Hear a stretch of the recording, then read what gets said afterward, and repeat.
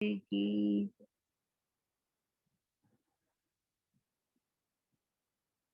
प्रथम लागू दो चरण को, धनिये न छुड़ायो किन, लाख तली लाल एड़िया, मेरे जीव के यही जीवन,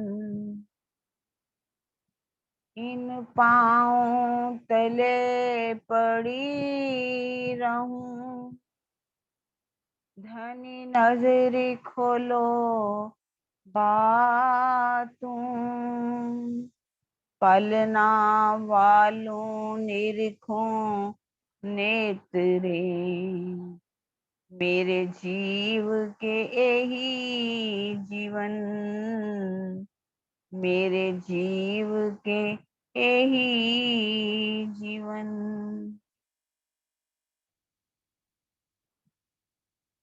श्री महामती कहे ए तीसरा, ए जो रूहों दिल सागर, अब कहूँ चौथा सागर, पट खोल देखो अंतर, पट खोल देखो अंतर, 14 तबक की धुनी में किन क्या न बका हरफ, ए हरफ कैसे कह वहीं, किन पाई न बका तरफ, किन पाई न बका तरफ। प्रणाम जी सुंदर साथ जी, आप सबके चरणों में कोटान कोट प्रणाम। आज हम सुंदर साथ जी सागर ग्रंथ में चौथा सागर जो है उसके बारे में कुछ सहूर किया करेंगे। 2 दिन के लिए जो कहा गया है चौथा सागर, ये जो 8 सागरों की बात है इसमें कही गई है सागर ग्रंथ में। पहले हम समझना पड़ेगा सागर किसे कहते हैं। इस किताब का नाम सागर क्यों रखा गया। सागर का अर्थ होता है बेअंत, इसका कोई भी अंत ना हो। हालांकि अगर देखा जाए तो सागर जो है उसकी आज मापतोल है, उसकी गहराई को नापा जा सकता है, परंतु राज्य के दिल में कितने अनंतानंत सागर भरे हुए हैं, कितनी निधियां हैं, इसका कोई भी मापतोल नहीं है। इसी कारण से ही इस किताब को क्या कहा गया है, सागर की उपमा दी गई। और ये ग्रंथ का अवतरण कहाँ पर हुआ, श्री पद्मावतीपुरी धाम। अब सागर की बात है, ये जो सागर कहा गया है, अगर हमने सागर का आनंद लेना हो तो कैसे ले सकते हैं। यदि सागर का आनंद लेने के लिए एक नमक का ढेले को कहा जाए, नमक के टुकड़े को, कि तुम जाकर के सागर की गहराई को नाप के आओ, तो जो नमक का ढेला है वो सागर की गहराई को नाप पाएगा। आप बताइए, क्या वो सागर की गहराई को नाप पाएगा, नहीं नाप पाएगा, क्योंकि वो सागर की उसी सागर से बना है, जब वो नापने चलेगा उसी में ही खो जाएगा। अगर सागर का आनंद लेना हो तो कैसे लिया जा सकता है सागर का आनंद। उसका आनंद लेने के लिए लहरों का आनंद लेना है तो किनारे पर बैठ करके ही इस लहरों का सागर का आनंद लिया जा सकता है। परम धाम के अंदर इसी तरह से ही हम चौथे सागर में डूबे हुए थे। चौथा सागर हमारा कहाँ पर आता है? पश्चिम दिशा में, दधी सागर, राज्य के श्रृंगार का सागर, शोभा का सागर। धामधनी ने ये जो वर्णन किया, यहाँ पर वर्णन करना पड़ा। परम धाम में हम सुख लेते थे, ऐसा नहीं कि नहीं लेते थे, हर पल उस शोभा में हम डूबे रहते थे। लेकिन उसकी लज्जत देने के लिए, उसकी लज्जत क्या है उसको बताने के लिए हमें सागर ग्रंथ में डुबोया। ये धामधनी की हकीकत का सागर है। हकीकत क्या है, दिल की हकीकत क्या है, और मार्फत का सुख लेने के लिए हमें श्रृंगार ग्रंथ में डूबना पड़े। और राजी ने एक बार नहीं 3 बार अपनी नख से शिख तक की शोभा का वर्णन जो है सागर ग्रंथ में कर दिया। और 4 बार जो है किसमें करा? श्रृंगार ग्रंथ। और 2 बार राजी ने किसका वर्णन किया? श्यामा जी का भी वर्णन 2 बार कर दिया। और 1 बार सुंदर साध की शोभा का वर्णन भी सागर ग्रंथ में कर दिया। हमारे राज्य कितने मेहरबान हैं, कितना हमसे लाड करते हैं। 1 बार नहीं, 2 बार नहीं, 3 बार नहीं, 7 बार वर्णन करके हमें बताया। आखिर क्या जरूरत पड़ी थी उनको 7 बार वर्णन? क्यों? जब किसी को बार बार बार बार याद कराया जाए तो वो कहते हैं कि आपके अंदर वो प्रेम आ जाए, इश्क आ जाए। तभी तो कह रहे हैं तुमको इश्क उपजावने करूं सो अब उपाय, पूर चलाऊं प्रेम के जो याही में छाक सिखाए। ये रूहो, मैं तुम्हें कितना लाड देना चाहता हूँ, मैं तुम्हारे अंदर वो इश्क भरना चाहता हूँ। हमें मालूम है हमें इश्क कब आएगा? जब हम बार बार उस धामधनी की शोभा श्रृंगार को अपने हृदय में अंकित करेंगे, अपनी रूह के नैनों में बसाएंगे, तभी ही वो शोभा हमारे हृदय में बस जाएगी।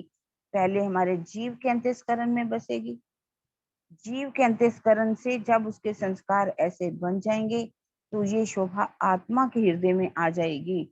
और आत्मा की स्थिति कैसी हो जाएगी? जो हमारी पर आत्म की स्थिति है, उन दोनों में कुछ भी अंतर नहीं रह जाएगा। इसीलिए धामधनी ने हम कई बार 7 बार वर्णन करके बताया। अब इसका वर्णन करने से पहले उन्होंने किस चीज का वर्णन कहा? मंगलाचरण। आप देखेंगे 3 बार मंगलाचरण का वर्णन इसमें है सागर ग्रंथ, और 4 बार मंगलाचरण जो है वो किसमें है? श्रृंगार ग्रंथ। मंगलाचरण का मतलब क्या होता है? हम पढ़ते तो रहते हैं मंगलाचरण मंगलाचरण।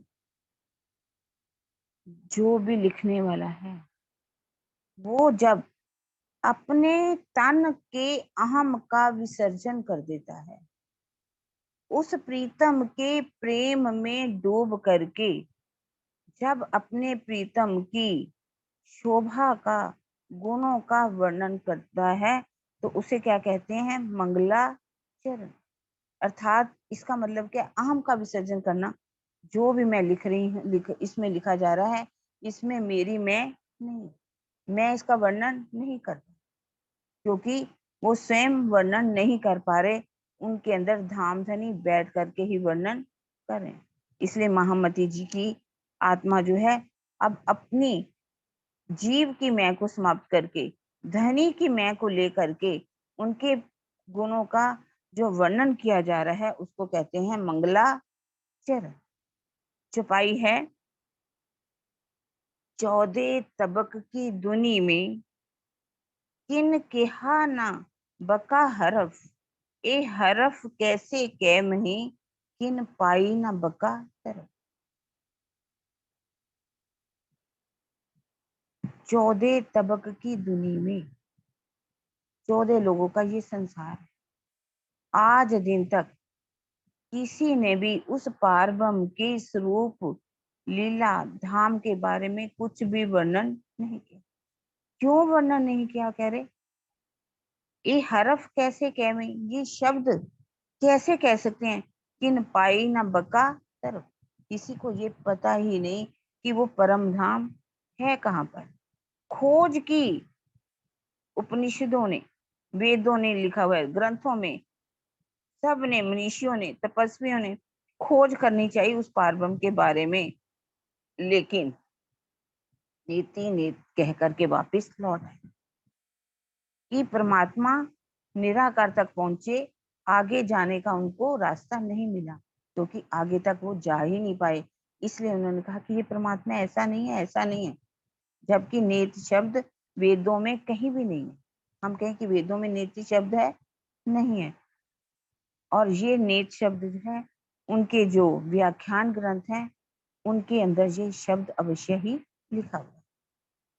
अब उन्होंने कहा कि परमात्मा जो है, ऐसा नहीं कि ग्रंथों में लिखा नहीं हुआ, लिखा तो हुआ है। श्लोक भी आता है, वेदा मेहतम पुरुषमांतम आदित्य वर्णम तमस प्रस्ताव। परमात्मा जो है, यजुर्वेद में ये बात लिखी हुई है। परमात्मा का कैसा है? लोग जो है आज क्या कह रहे हैं, कोई परमात्मा को निराकार कह रहा है तो कोई साकार कह रहा है। निराकार वाले क्या कहते हैं कि उस परमात्मा का कोई आकार ही नहीं है, और साकार वाले किसको मानने लगते हैं? कोई शिव को मानता है, कोई ब्रह्मा जी को मानता है, कोई विष्णु को मानता है, कोई देवी को मानता है, कोई हनुमान जी को मान रहा है, तो कोई गणेश जी को मान रहा है। देवी देवताओं की पूजा कर रहे हैं, उन्हीं को ही साकार रूप में कह देते हैं। वास्तव में ये महान पुरुष हुए हैं। वो परमात्मा जो है कैसे अद्वितीय वर्ण, जैसे सूरज चमकता है, सूरज जो है कितनी रोशनी देता है। ये तो यहाँ के जड़ सूरज की बात कही गई है, ये प्रकृति के सूर्य की बात कही गई है। लेकिन वो परमात्मा जो है इस प्रकृति से भी परे है, इस प्रकृति के अंदर नहीं है वो परमात्मा। तभी तो कहा है, अस्तो माँ सतगम्य, तमसो माँ ज्योतिर्गम्य, मृत्यु माँ अमृतम गम्यति। हमें कहाँ ले चलो? इस असत्य से सत्य की ओर ले चलो, इस अंधेरे प्रकृति से हमें उस उजाले की ओर ले चलो। ये संसार जो है मृत्यु का ब्रह्मांड है, इससे उस अमृत जहां पर अखंड है उस तरफ हमें लेकर के चलो, अखंड की तरफ लेकर के चलो। ऐसा ग्रंथों में लिखा हुआ है, लेकिन वो समझ क्यों नहीं पाते? लिखा भी हुआ है, फिर भी निराकार कह देंगे, कोई साकार कह देगा। क्यों? क्योंकि उनके पास चुपाई कहती है, आया इलम लदूनी के साइदी एक खुदाए, तरफ पाई हक इल्मे में पहुंची बका इन रा। क्योंकि तारतम वाणी का ज्ञान आया, उस तारतम वाणी ने गवाही क्या दी कि एक साइदी देवी, एक एक पारब्रह्म है, परमात्मा एक है। एको ब्रह्म द्वितीय नास्ति, परमात्मा एक है, दो नहीं है। सभी ग्रंथ कह रहे हैं एक खुदा की। उन्होंने आकर के गवाही दी, तरफ पाई हक इल्मे। इसको मैंने किससे जाना? तारतम वाणी के ज्ञान के द्वारा। जब मुझे एक परमात्मा की पहचान हुई तो मैं बका पहुंची इन रा, उस अखंड परम धाम में मैं पहुंच पाई।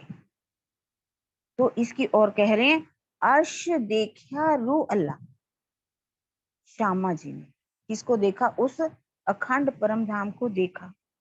और क्या कहा? हक सूरत किशोर सुंदर। उस पारब्रह्म की सूरत कैसी है? अति सुंदर है। कही वाहिदत की मार्फत जो अर्श के अंदर। उन्होंने उस अर्श की मार्फत का वर्णन किया कि परम धाम के अंदर कौन है? एक ही पारब्रह्म है, जिसे मार्फत कहा गया है।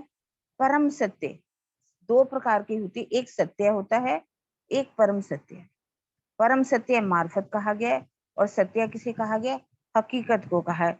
जिसके अंदर दूसरी छपाई में कह दिया, नदी ताल बाग जानवर जो अर्श की हकीकत, रू अल्लाह दई साहिदी हक हादी खास उम्मत।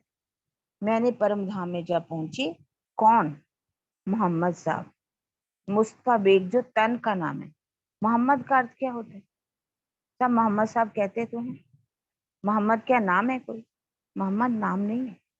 मोहम्मद का अर्थ होता है महिमा से परे, जिसकी महिमा इस संसार में कहीं ही ना गई हो। तो उन्होंने जब वहां परम धाम में पहुंचे तो क्या देखा? नदी, जमुना, जमुना जी, ताल, हौज को सरताल, वहां के बागों को देखा, जानवरों को देखा, जो अर्श की हकीकत, जो अर्श परम धाम की हकीकत में है। परम धाम में मार्फत में देखा जाए तो सिर्फ राज्य ही है, वो मार्फत है। राज्य का दिल मार्फत स्वरूप है। और ये जो लीला होती है, चाहे वो नदी की बात की गई, ताल की बात की गई है, बाघ की बात गई है, या जानवरों की बात की है, ये क्या है? मार्फ, ये है सभी चीजें जो हैं हकीकत के अंदर। और परम धाम में अगर देखा जाए तो सिर्फ राज्य। ये भी नदी, ताल, जोए, जमुना जी, जो भी वर्णन है, वास्तव में क्या है हम आज समझ चुके हैं वाणी के द्वारा। अगर ये वाणी ना आती तो हम भी दुनिया वालों की तरह चलते। आज हमें मालूम है, पर हम आज दुनिया कह तो देती है परमात्मा कण कण में विराजमान है। उनसे पूछिए, क्या परमात्मा कण कण में विराजमान है? अगर परमात्मा कण कण में विराजमान होता यहाँ पर, तो हर चीज क्या होती? सत्य होती, चेतन होती, आनंद में होती। आज दुनिया वाले कह तो देते हैं, उनसे पूछ कहे जाए कि आप क्या परमात्मा को कहते हो कण कण में विराजमान है, तो क्या आप नरक में जाओगे? तो उनको बहुत गुस्सा आता है। कहेंगे क्यों, हम क्यों जाएं भाई नरक में? अगर आप कहते हो परमात्मा कण कण में विराजमान है, तो आप ये क्यों कह रहे हो कि हमने नरक में नहीं जाना? नरक से नफरत क्यों? परमात्मा तो वहां भी है। लेकिन वो समझ नहीं पाते। गंदी चीजों से घृणा क्यों करते हो आप? अच्छी चीजों को आप क्यों चाहते हो, जबकि परमात्मा तो कण कण में विराजमान है? वास्तव में ऐसा नहीं है। सिर्फ एक परम धाम है जहां पर परमात्मा जो है कण कण में विराजमान है। वो अर्श की हकीकत है। और वास्तव में अर्श की मार्फत में तो स्वयं धामधनी है। और इसी तरह से रूह अल्लाह शामा जी जब पहुंचे, उन्होंने भी इसी का वर्णन किया। और मोहम्मद साहब जब पहुंचे तो उन्होंने भी इस हकीकत और मार्फत का वर्णन किया। वर्णन तो किया, ऐसा नहीं कि कुरान के अंदर ये बातें नहीं लिखी गई, पर आज दिन तक दुनिया वाले समझ क्यों नहीं पाए? क्योंकि तारतम वाणी का ज्ञान उनके पास नहीं। बिना तारतम की कुंजी के किसी भी धर्म ग्रंथ का आप अगर दरवाजा खोलना चाहो तो नहीं खोल सकते। चाबी आपके पास है, आज धामधनी ने हमें चाबी दी है। इस चाबी के द्वारा हम किसी भी धर्म ग्रंथ में अगर इस चाबी से खोलेंगे तो उसके दरवाजे खुल जाएंगे। उनके दरवाजे खुलने का मतलब कि उनके रहस्य का हमें पता चल जाएगा। तभी उन्होंने कहा, देखी अमृत जुल्फे हक।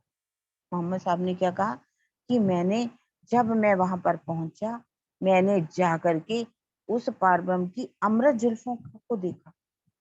उनकी जुल्फे कैसी थी? किशोर सूरत को देखा। कही बातें जाहिर बातों पहुंच के हक हुजूर। उन्होंने 90,000 हरफ सुने। और 90,000 हरफों को जब सुना तो उन्होंने कह दिया कि 30,000 जो हरफ है, इनको आप जाकर के जाहिर कर दो। और 30,000 पर तुम्हारा अख्तियार है, जैसा चाहो जिसको देना चाहो दे दो।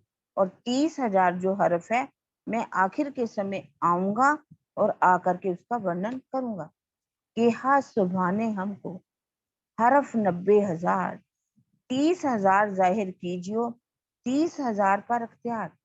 बाकी जो 30 बचे तुम राखियो छिपाए, बका दरवाजे खोल सी, आखिर को हम आए। 30,000 उन्होंने आकर के शरीयत के लिख दिए। और 30,000 के जो है तरीकत के उन्होंने किसको दिए? अली को। और वो भी कुरान में समाहित कर दिए गए। 60,000 हरफ होने चाहिए, लेकिन हरफ कितने हैं? 73,634। क्योंकि मिलावट कर दी गई मुआविया के द्वारा, माजिद के द्वारा। आज जो लड़ाई का कारण बनी, दंगों का कारण बनी, ये सारी मिलावट है। और 30,000 तो उनकी जुबान पर चढ़े ही नहीं। और उन्होंने कहा था मैं जब आखिर के समय आऊंगा और आकर के उनको जाहिर करूंगा। इस तरह से कह रहे, मेरी रूह जो वर्णन करत है, करी हादियों मेहरबान की। अब इंद्रावती जी की आत्म कह रही है कि मैं जो यहाँ पर वर्णन करने जा रही हूँ, ये मैं, मेरे पर किसने मेहर की है? दो स्वरूपों ने, दो स्वरूपों मेहर करी मुझ पर। ये क्या है? युगल स्वरूप राजी और श्यामा जी ने मेरे ऊपर कृपा की, और जिससे मैं वर्णन कर पा रहा हूँ।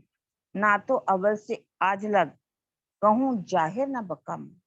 नहीं तो शुरू से लेकर के सृष्टि जब से बनी है, आज दिन तक भी किसी ने उस पार ब्रह्म की सूरत का वर्णन नहीं किया। तो वो कह रहे हैं उस धाम के बारे में, स्वरूप के बारे में, लीला के बारे में कोई भी वर्णन नहीं कर सका। सारा संसार इन क्वेश्चन, इन प्रश्नों का उत्तर जानने के लिए कोशिश तो करा, खोज तो बहुत की, खोज करते करते निराकार तक पहुंचे, और निराकार में ही जाकर के गल गए, और वहां से उन्होंने आगे निकल ही नहीं पाए। तो वर्णन कैसे करते? अगर वर्णन किया, कुछ वर्णन किसने किया? जो अक्षर ब्रह्म की 5 वासनाएं, वही आगे तक जा सकता, और कोई आगे तक नहीं जा सकता। तभी कह रहे हैं, आत्म चाहे वर्णन करूं, जुगल किशोर विद दोए, ये दोए वर्णन कैसे करूं? दो एक कहावत से। मेरी आत्मा क्या चाह रही है कि मैं जुगल किशोर का, राजी, श्यामा जी का वर्णन करूं, पर मैं वर्णन कैसे करूं? ये दो तो है ही नहीं। दो एक कहावत से, दो स्वरूप कहने के लिए हकीकत में, वास्तव में तो एक ही। तो मैं वर्णन कैसे करूं? पर कह रहे हैं, वर्णन हुए इलम से। अब मुझे वर्णन भी करना है, तो किससे वर्णन है? इस तारतम्य वाणी से। ये जो हक का इलम है, हक के इलम से वर्णन हो सकता है। अगर स्वप्न की बुद्धि से कोई चाहे कि मैं वर्णन कर दूं, तो नहीं हो सकता। जिसके ऊपर, इंद्रावती जी के ऊपर धामधनी की मेहर हुई, युगल स्वरूप उनके धाम हृदय में आकर के विराजमान हुए, तो जिस वाणी का अवतरण हुआ। इसी के लिए वर्णन हुए इलम से, जो इलम हक का हो, परम धाम का, राज्य का जो वर्णन है, उसी के राज्य के द्वारा ही इसका वर्णन हो सकता है। एक दिखाऊं बातुन में, जाहिर वर्णु दो। आप ये सोचो, जो वर्णन किया जा रहा है जाहिर में, हकीकत में तो दो का वर्णन करने जाऊं, लेकिन देखा जाए तो इन दोनों में कोई भी अंतर नहीं। बातों में तो एक ही है, और वैसे में देखो जाए तो ये मैं दो का वर्णन कर रही हूँ। रूह रूह चाहे बका स्वरूप की। अब मंगलाचरण में ये भी कह रहे हैं कि मेरी रूह क्या चाह रही है? उस अखंड परम धाम के युगल स्वरूप का मुझे वर्णन करना है।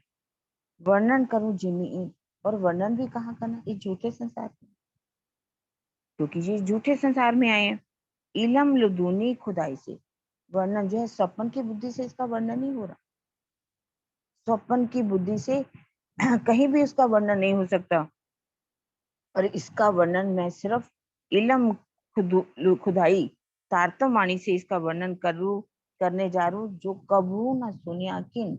जिस स्वरूप का वर्णन करने जा रही हूँ, उसका आज दिन तक भी किसी ने वर्णन नहीं किया, किसी ने सुना भी नहीं। तो इसलिए मैं उस युगल स्वरूप का वर्णन करने जा रही हूँ।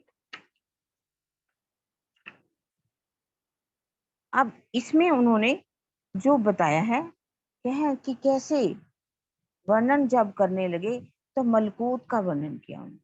ये क्या है? मलकूत, वैकुंठ जिसे। फिर आगे जबरूत की बात की, अक्षरधाम की बात की, और आगे अखंड परम धाम की उन्होंने बात की कि मुझे वैसे वर्णन कहाँ करना है? उस नूर, मलकूत ऊपर हवा शून्य है, 3 पर नूर अक्षर, नूर पार नूर तजल्ला, ये जो अक्षरातीत सब पर। दुनिया वाले मलकूत तक ही पहुंचते, मलकूत की बात करते हैं, बहुत मेहनत करते हैं, मलकूत पर भी सब नहीं पहुंच पाते। मलकूत पे जाने के लिए भी बड़ी टेढ़ी संकड़ी गलियां हैं जहां पर पहुंचना पड़ता है। और उसके बाद है योग माया का ब्रह्मांड, और योग माया के ब्रह्मांड को भी पार करके अक्षरधाम है। और अक्षरधाम से भी परे क्या है? अक्षरातीत का धाम, वो रंग महल, वो मोल मिलावा, जहां हमारे युगत स्वरूप विराजमान है, जिसका मैंने वर्णन करना है। और वर्णन क्या करना है? या वस्त्र या भूखन, जो दिल रू चाहे, तो उन अंगों शोभा लिए, जानो आगू ही बन रही। मैं अगर उनके युगत रूप की शोभा का वर्णन करने जा रही हूँ, उनके वस्त्रों का वर्णन कर रही हूँ, उनके भूखन का वर्णन कर रही हूँ, तो रूह मेरी चाहती है कि मैं इनका वर्णन तो करूं, पर वर्णन तो मैं तब करूं यदि वो बाहरी शोभा हो। वो वस्त्रों की शोभा कैसी है? आभूषणों की शोभा कैसी है? अंगों की ही शोभा है। रूह जैसे ही देखना जैसा चाहती है, वैसा ही श्रृंगार उसको दिखाई देना शुरू हो जाए। ये अंगों की शोभा है। रूह चाहती है कि मेरे हाथों में भूषण दिखाई दे, तो भूषण दिखेंगे। रूह जैसा चाहेगी, जैसा आप दिल में वर्णन चाहोगे, वैसे ही आभूषण हो या वस्त्र हो, वो दिखाई देंगे। एक बात बहुत अच्छी कही जाती है, कोई कहता है कि यदि मैं ऐसा जैसा वर्णन किया है ना देखना चाहूं, तो रूह अगर जैसा चाहती है वैसा ही उसको दिखाई देगा। लेकिन जो वाणी है, इंद्रावती जी ने जिस शोभा श्रृंगार को देखा, जैसे उनके अंदर, वो गुजरात के रहने वाले थे, मेहराज जी मरु का जीव था, तो जैसे उनके संस्कार थे, वैसा ही उन्होंने राजे महाराजों का भी जैसा थोड़ा श्रृंगार मिलता जुलता है, तो उसका वर्णन उन्होंने किया, और वैसा ही उनको दिखाई दिया। और जो कि अंदर आप हम भी जैसा चाहेंगे, अब जैसे मैं चाहती हूँ 4 मेरे को हाथ दिखाई, तो 4 ही हाथ दिखाई देंगे। अगर 5 की इच्छा की तो 5 दिखाई देंगे, 6 की चाहना की तो 6 दिखाई देंगे। कहते हैं हाथ ना लगे भूखन को, भूषणों को हाथ नहीं लगा सकते आप। ऐसा भी नहीं कह सकते कि लगता नहीं हाथ, छूते हैं। रूह जो है परम धाम में जब पहुंचती है, तो वो आभूषणों को छूती भी है। रूह चाहेगी तो वो छू सकती है, लेकिन ऐसा नहीं कि आप ऐसा उतार लीजिए उसको, ऐसा नहीं है कह रहे। जो दीजिए हाथ ऊपर, चित्त चाहया अंगों सब लग रहा, जुदा हुए ना आज्ञा बिगड़। कहते हैं आभूषण को पकड़ने का अगर प्रयास किया जाए तो हाथ में नहीं आता कि आप उसको उतार सको, क्योंकि ये नूरमयी अंगों के नूरी स्वरूप का ही वर्णन है। नूरी ही स्वरूप, आभूषण भी नूर के ही हैं, जो कि इच्छा के अनुसार ही आभूषण जो है वैसी शोभा उनको दिखाई देती है। अगर राज्य की जैसी आज्ञा होती है, वैसे ही आभूषण दिखाई देते हैं। अगर वो अदृश्य होना चाहे, आप जैसे रूह एक अंग को देखने लगी, आगे उन्होंने कह दिया कि रूह उसी में गलतान हो जाती है, उसी को ही देखती जाती है। राजी जब चाहते हैं कि इस रूह को मैं अब दूसरा अंग दिखा दूं, दूसरा आभूषण दिखा दूं, तो राजी उस रूह को वो दूसरा भी आभूषण दिखा देते हैं। ये धनी की इच्छा पर है। और रूह के अंदर भी वही बात आती है जो राज्य के दिल में आती है। राज्य पहले ले दिल में, राज्य दिल में ले लेते हैं, तो वो रूह को दिखाई देना शुरू हो जाता है। कहते ना पहनया ना उतारया, दिल चाहया नित सुख, वाहिदत हमेशा ए सुख, हक सिंचल सन्मुख। ना पहनना पड़ता है ना उतारना पड़ता है। ऐसा नहीं कि हम पहनते हैं और उतारते हैं। दिल चाहया नित्य सुख, जैसी दिल में चाहना होती है वैसे ही वो सुख जो है दिखाई देते हैं। वाहिदत, ये सुख कौन से हैं? वाहिदत के, राज्य की एक दिली के सुख हैं। राज्य ही सब रूहों के दिल के अंदर बैठे हैं, उनकी दिल की चाहना के अनुसार, वाहिदत के चाहना के अनुसार ही ये सुख जो है दिखाई देते हैं, आभूषण दिखाई देते हैं, वस्त्रों की शोभा जो है दिखाई देती है। कहते इन जिमी जरे की रोशनी मावत नहीं असमान, तो ए वर्णन क्यों हो वही अर्श साहिब सुभान। परम धाम का एक कण है, एक कण का भी अगर कोई वर्णन करना चाहे तो नहीं कर सकता। लिखा हुआ है आगे वर्णन, हम सुनेंगे पढ़ेंगे। एक छोटा सा नग है, छोटा सा नग, उसमें इतनी रोशनी है, इतनी रोशनी है कि पूरा आकाश जो है जगमगाने लगता है। और फिर राज्य के वस्त्रों की शोभा का वर्णन करना, उनके भूषणों की शोभा का वर्णन करना, एक एक भूषण में कौन कौन से नग लगे हुए हैं, तो ये वर्णन कौन करवा रहा है? ये धाम धनी ही वर्णन क्यों हो गई अर्श साहिब सुभान। राज्य के भूषणों का वर्णन करना है, श्रृंगार का वर्णन करना है तो नहीं हो सकता, लेकिन ये वर्णन तब होता है जब राज्य चाहना करते हैं, इच्छा करते हैं, तो इसका वर्णन हो सकता है। तभी कह रहे हैं खूबी युगल किशोर की पद प्रेम वचन इन रीत, आशिक इन माशूक की भर भर प्याले पी। मेरे धाम धनी के युगल स्वरूप की शोभा का वर्णन, उनके प्रेममयी वचनों की शोभा का वर्णन करना कौन करेगा? आशिक रूहें इन माशूक की, जो परम धाम की आत्माएं हैं, जिनको आशिक कहा गया। आशिक जब अपने प्रीतम के प्रेम में रूहें पूरी तरह से डूब जाती हैं, उनको रिझा लेती हैं, उनकी शोभा को अपने हृदय में बसा लेती हैं, तो उसका जब वर्णन करती हैं, वो तभी माशूक की शोभा का वर्णन हो सकता है। और वही कर सकती हैं जो भर भर प्याले पी अपने धनी की शोभा को अपने धाम हृदय में बसा करके अपने धनी का प्रेम और आनंद के प्याले जो है भर भर के वो पीती है। आगे की जो चौपाई है वो है मेरी रूह नैन की पुतली, तीन पुतलियों के नैन, तीन नैनों में राखूं माशूक को, तो जो मेरी रूह पावे सुख चैन। सुंदर साथ जी, इस ये जो चौपाई है, अगर आप कहो तो मैं वर्णन करूंगी, नहीं अगर आप कहोगे तो इसका वर्णन कल करेंगे, क्योंकि 10 बजे का टाइम है, तो 10 हो गए। इसका जो है रूह क्या है, नैन क्या है, पुतली क्या है, तारा क्या है, कैसे किसमें हमें अपने उस शोभा को बसाना है, तो हमें कैसे रूह को चैन मिलेगा, कैसे करार मिलेगा, तो इसके बारे में हम अगर आप कहोगे तो वर्णन करते हैं, नहीं तो कल करेंगे। और फिर कल आगे जो पहला श्रृंगार है उसका हम करेंगे। आप बता दीजिए, जैसे आगे सुंदर साथ देंगे वैसे ही करें।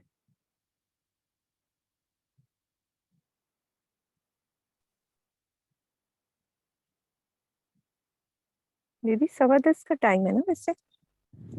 आप बता दो, मुझे नहीं है ऐसा पता। हाँ जी 10:15 का टाइम है दीदी। 10:15 का टाइम। हाँ जी अभी 10 बजे हैं। अच्छा 10:15 का टाइम है।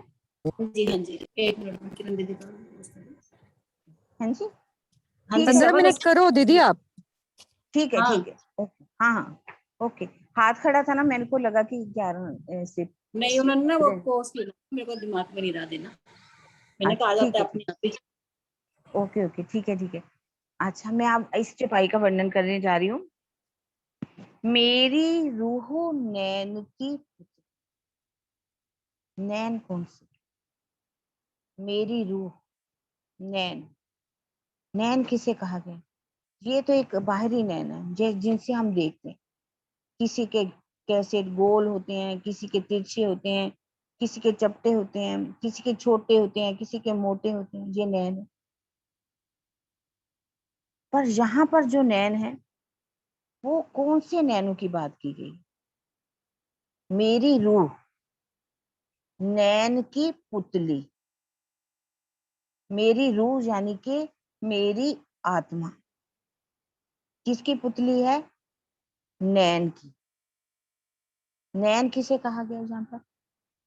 नैन कहा गया है पर आत्म को, हमारी पर आत्म जो मूल मिलावे में राज्य के चरणों में बैठी हुई है।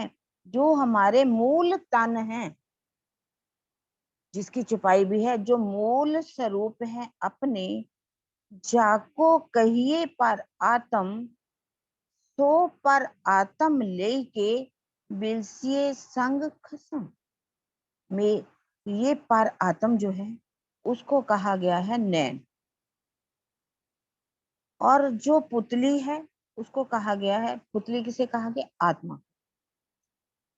आप देखते हैं हमारी आंखें होती हैं, आंखों के अंदर एक गोल, बड़ा गोल, उसको कहा गया है तारा, और तारे के अंदर एक होती है पुतली।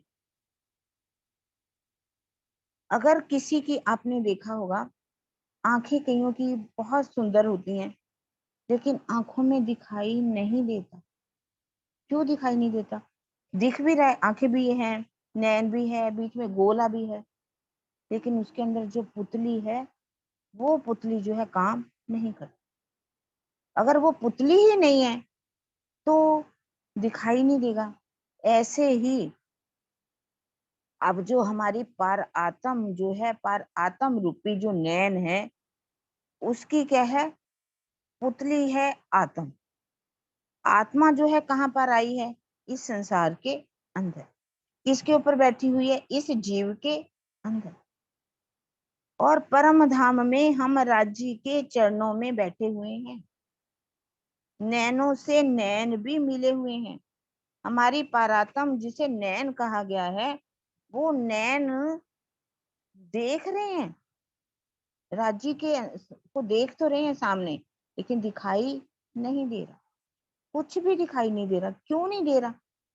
कि उसके नैनों के अंदर जो पुतली है, जिसे आत्म कहा गया है, वो आत्म उस वहां पर नहीं है।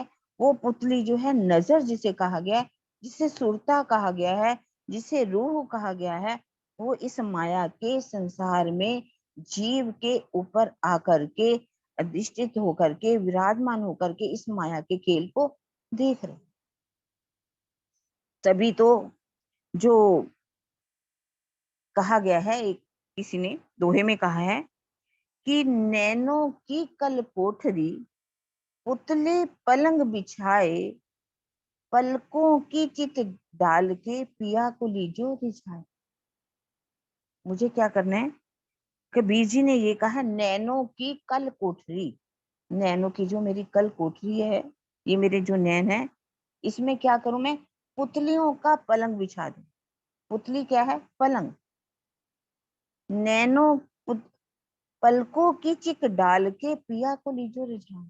उन्होंने इस नैनों की बात की है कि इनके अंदर मैं अपने प्रीतम को बसा करके, इसके अंदर मैं अब पलकों को बंद कर लूं और अपने प्रीतम को उसके अंदर बिठा लूं।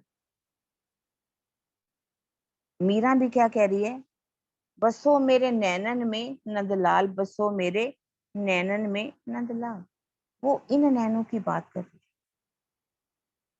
और फ्रीज जी ने भी कहा है, ये एक दोहे में बहुत अच्छा उन्होंने कहा है, कागा सब अंग खाइयो, मेरा चुन चुन खाइयो मास, दो नैना मत खाइयो, पिया मिलन की आस। एक कागा, फ्रीज जी लेटे हुए, कौवे चीले उनके अंगों को नोच रही हैं, उनके शरीर में ताकत नहीं है बिल्कुल भी चलने की। वो क्या कह रहे हैं? कागा सब तन खाइयो, मेरा सारा तन खा लेना, मेरा चुन चुन खाइयो मांस, मेरा मांस भी चुन चुन के खा लेना, पर दो नैना मत खाइयो, पिया मिलन की आस, मेरे इन दोनों नैनों को मत खाना।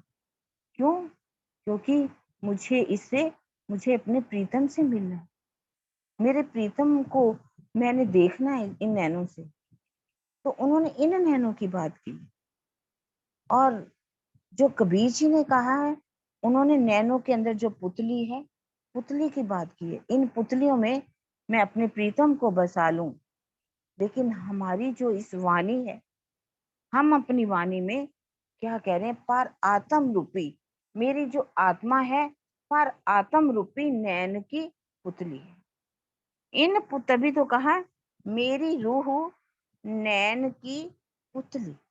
मेरी जो पर आत्मा है, वो पर आत्म रूपी नैन की पुतली है। 3 पुतलियों के नैन। अब जो पुतली है मेरी आत्मा, उसके भी क्या है? नैन है। नैन कौन से? हृदय, वो तारा, वो दिल, जिसके अंदर मुझे क्या करना है?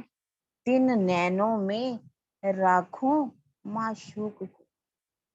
उन नैनों के अंदर मैं अपने प्रीतम की शोभा को बसाना है, उस धनी के श्रृंगार को बसाना है। जब मैं उस शोभा और श्रृंगार को अपनी रूह की नैनों की अंदर बिसा लूंगी, अर्थात मेरे जो नैनों की पुतली है, मेरी आत्मा है, पुतलियों के भी जो नैन है, पुतलियों की नैन का मतलब जो दिल है, उस दिल में मुझे अपने धनी की शोभा को बसाना है।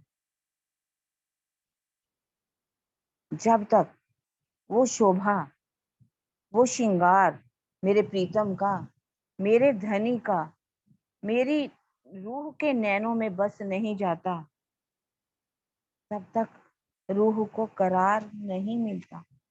जब वो कह रहे हैं 3 नैनों में वो मेरे माशूक बस जाएंगे, माशूक मैंने मेरे धनी, क्योंकि मैं रूह जो है आशिक बन जाएगी, अपने प्रीतम को रिझा लेगी। वो अपने प्रीतम के लिए कैसी बिछा लेगी? चुन चुन कलियां में सेज बिछाऊं, ठुमक ठुमक पग दे।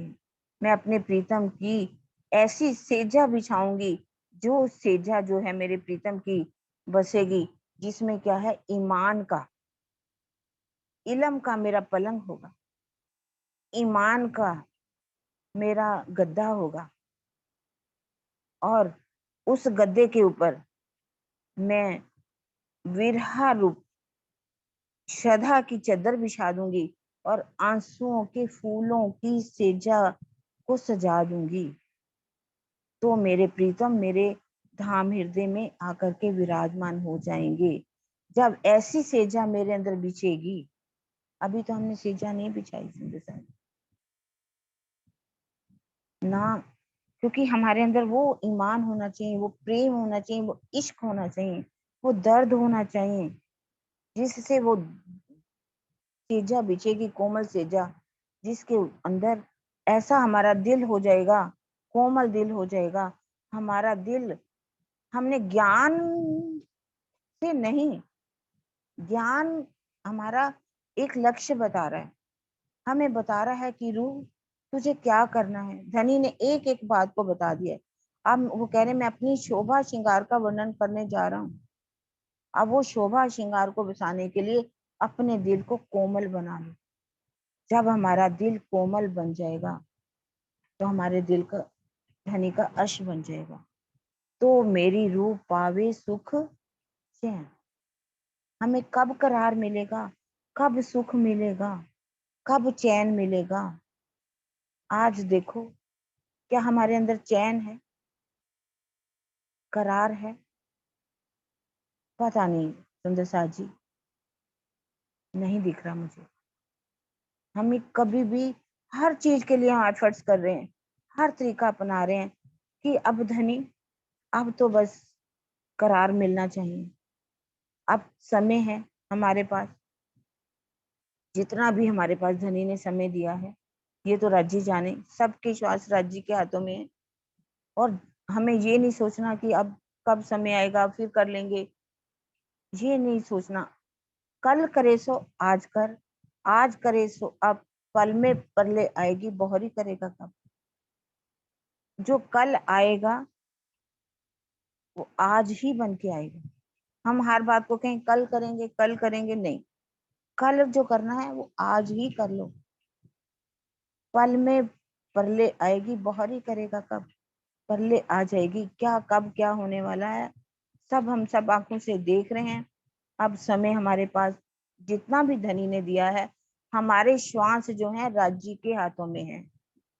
हमारा पल पल जो यहाँ बीत रहा है राज्य के हाथ में है। हमारा यहाँ कुछ नहीं और हमें डरना भी नहीं है। बस इतना है, अपना दिल इतना कोमल बना लो, इतना प्रेम वाला बना लो, जिसमें राज्य आकर के बस जाए। तभी तो हम कहेंगे तीन नैनों में राखूं माशूक को, तो मेरी रूह पावे सुख चैन। हमें करार मिलेगा, सुख मिलेगा जब मेरे धनी की शोभा, मेरे श्यामा महारानी की शोभा, मेरे पर आत्म की शोभा, मेरे परम धाम के 25 पक्षों की शोभा सारी मेरी रूह के नैनों में आकर के बस जाएगी। मेरी जो नैनों की पुतली, पुतलियों के भी नैन, समझ आई होगी। नैन किसे कहा गया है, पुतली किसे कहा गया है, और उसके नैन किसे कहा गया है। उन नैनों में अपने प्रीतम की शोभा को, श्रृंगार को बसाना है। इसीलिए ही अब हमारा आगे का जो चलेगा, कल का वर्णन चलेगा। पहला श्रृंगार, कैसे धनी ने अपनी पाग को बांधा, पाग का शोभा क्या है, पाग कैसे राज्य चतुराई से बांधते हैं। आगे का वर्णन जो है धीरे धीरे होता चला जाएगा। ठीक है, तो अब हमारा, मैं चौपाई को अभी दोहरा देती हूँ। सुंदर सार जी मिलके बोलेंगे। मेरी रूह नैन की पुतली, तीन पुतलियों के नैन, तीन नैनों में राखूं माशूक को, जो मेरी रूह पावे सुख चैन, जो मेरी रूह पावे सुख चैन। बोलो श्री प्राणनाथ प्यारे की जय। बोलो श्री सतगुरु महाराज की जय। पद्मावती पुरी धाम की जय। सर्व सुंदर साथ की प्रणाम जी। सुंदर साथ जी प्रणाम।